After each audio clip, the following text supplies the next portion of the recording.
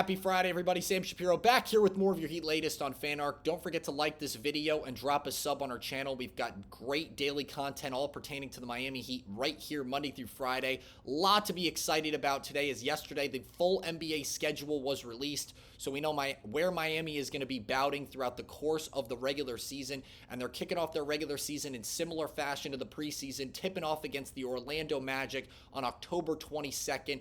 Both Florida counterparts are going to be clashing to start the regular season, and one of those Florida teams is going to be starting the season 1-0, while the other one's going to be 0-1. Drop in the comments who you think is going to come out on top. I think it's pretty much a toss-up at this point, whoever could win that game, just because the Magic coming off a little bit better of a regular season in comparison to Miami last year. But in the grand scheme of things, I do think that Miami has the potential to edge out this Magic team, just based on the depth that Miami has been able to acquire over the course of this offseason.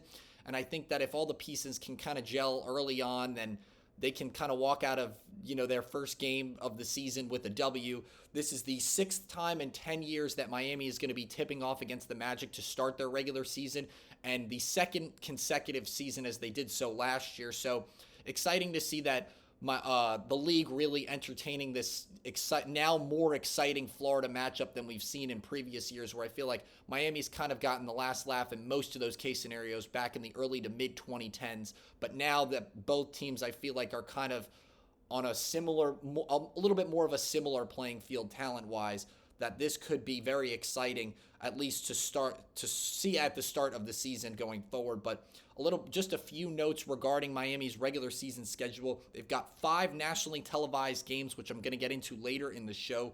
6 of their first 8 games are going to be on the road, and they've got 15 back-to-backs over the course of this regular season. Now, that's the same as last year, but they've also got 10 out of their 17 games across the month of January on the road. A lot of those games also being tough.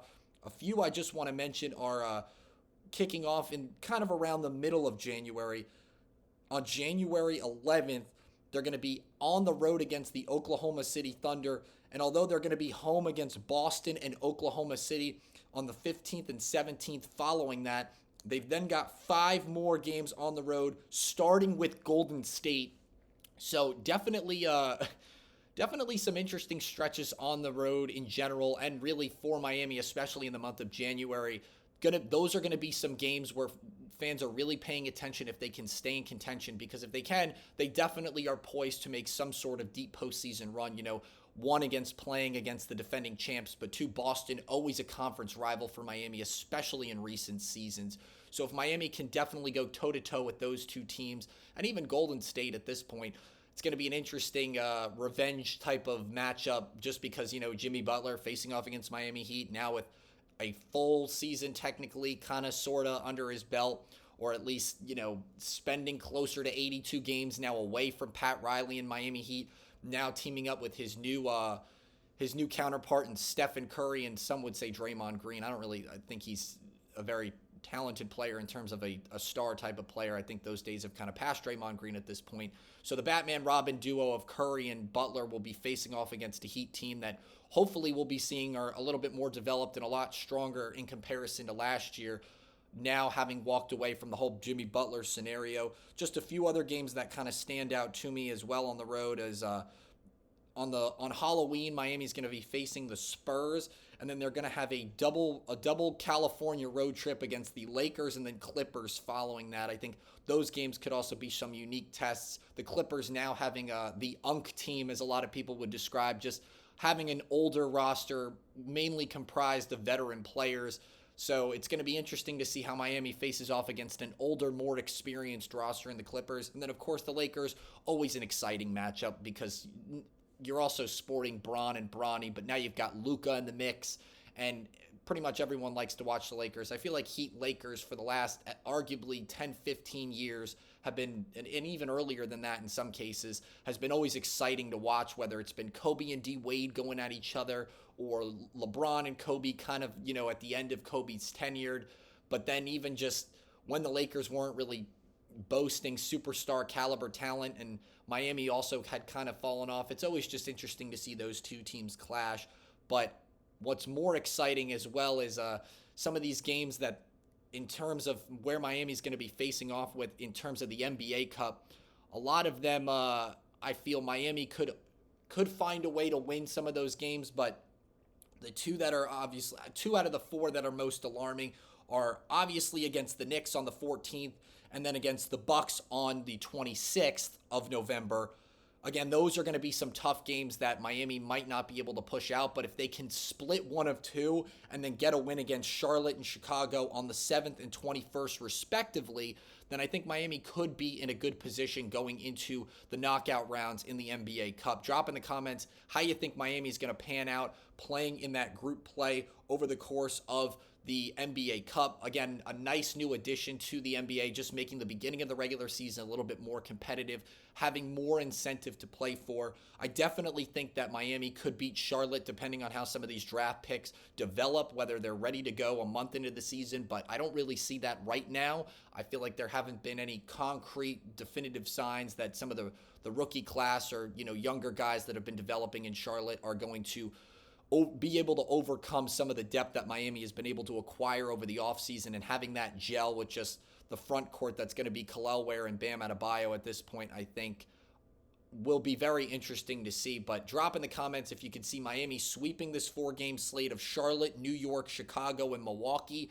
them going maybe 3-1 and dropping one of those games to New York or Milwaukee, or maybe they might surprise people and beat New York and Milwaukee, but then find a way to lose to Chicago or Charlotte. I know sometimes Miami will find a way to, they tend to have difficulty sometimes against niche teams that maybe aren't super successful in the grand scheme of things, but drop in the comments how you think they're going to finish in terms of group play within the NBA Cup. I think they definitely have the potential to go 4-0 or at least 3-1, most likely dropping if they lose that one game to the New York Knicks, just because of the caliber they were playing last year. But I feel like New York really ramps it up towards the second half of the season, especially in the January, February months.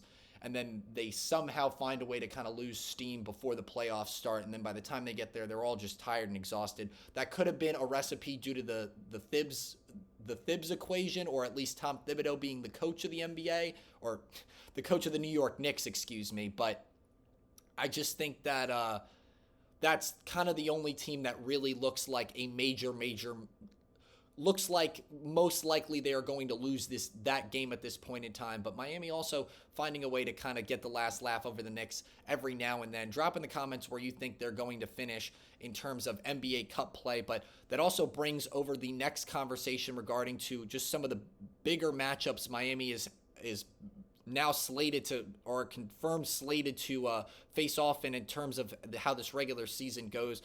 5 nationally televised games for Miami over the course of this season. It's going to kick off with, obviously, the matchup, like one of the matchups I was just mentioning before, that NBA Cup matchup against the New York Knicks being one of those nationally televised games. That, obviously, I was just mentioning, I think is going to be a very tough game for Miami to play, and also that being one of 5 nationally televised games that Miami is going to play is going to be interesting.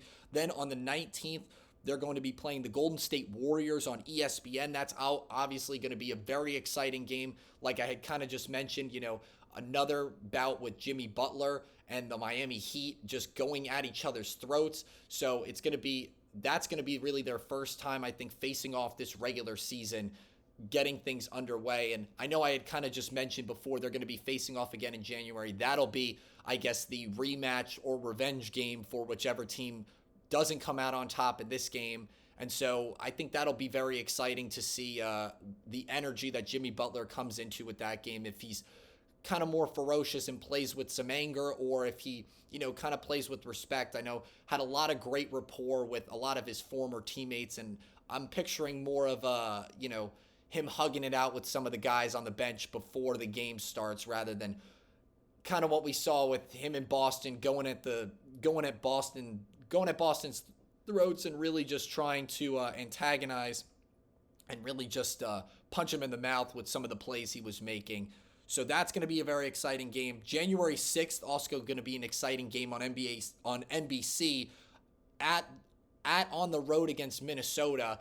Obviously, Tyler Herro versus Anthony Edwards going to be a great guard matchup. Obviously, I think Edwards is gonna is going to probably get the last laugh offensively against Tyler Herro unless he makes some crazy revelations defensively over the course of this regular season. But I'm expecting at least both a 25 to 30 piece from both players in that matchup, and it's definitely going to be an offensive deep ball onslaught in terms of the outside scoring we're going to see from both of those players, assuming they're both healthy and playing at the caliber we've seen, especially over the course of the last season. Then February 28th on Prime, the Heat are going to face off against the Houston Rockets.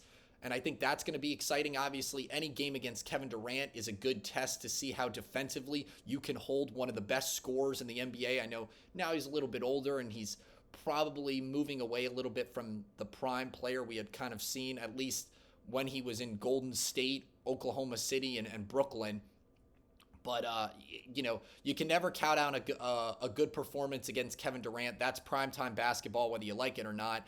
So it'll be interesting to see if this Miami front court can really shut Kevin Durant down, as well as the rest of the Houston Rockets built around him. And lastly, March 30th being that last nationally televised game for Miami, they're going to be facing off against the 76ers on Peacock. And again, it's really going to depend on if Philly can kind of find their footing. They really weren't able to last year, which I think was kind of what made a lot of Philadelphia sports fans that especially like watching the 76ers not really want to tune into what this team was bringing to the floor night in and night out. So hopefully if Philly can kind of figure things out, at least going into this season, that will be an exciting game to watch. Obviously, Tyrese Maxey, a big piece for that front court now.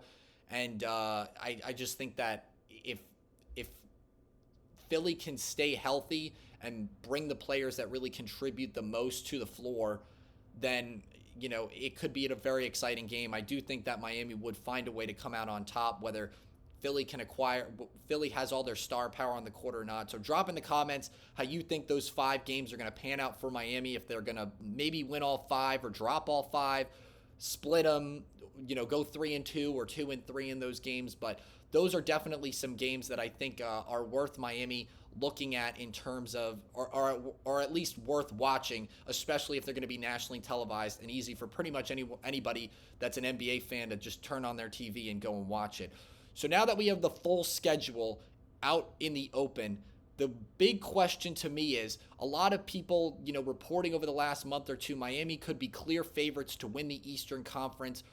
Based on the schedule that's now in the open, where does Miami finish in terms of this regular season slate? And I know I was kind of discussing that the month of January is going to look particularly hard for South Beach in the grand scheme of things, but I definitely think just kind of honing over the schedule right now, some of these games, I mean, there are 2 doubleheaders I know against the Cavaliers that Miami has to kind of look forward to, and look forward to is kind of an interesting way to bring it up. But I do think that in the grand scheme of things, if Miami can win some of those tough games, some of the matchups against the Knicks, some of those games against Boston, whether they're just splitting those series with them, or even if they're able to get one or two of those national games, I definitely think they can be a playoff team. I think it's too early to call that based on just looking at their schedule on paper, they're going to be a 6 seed or a 5 seed.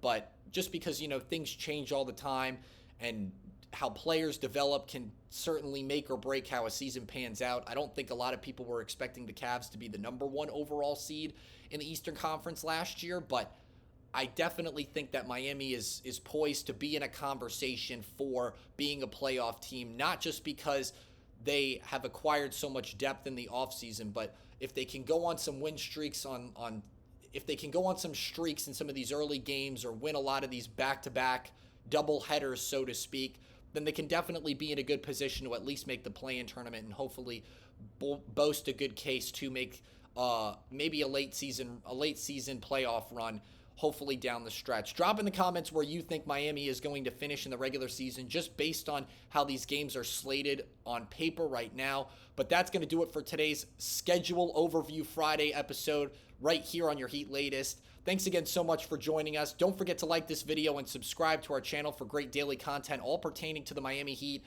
I'm Sam Shapiro, and I hope you have a great weekend.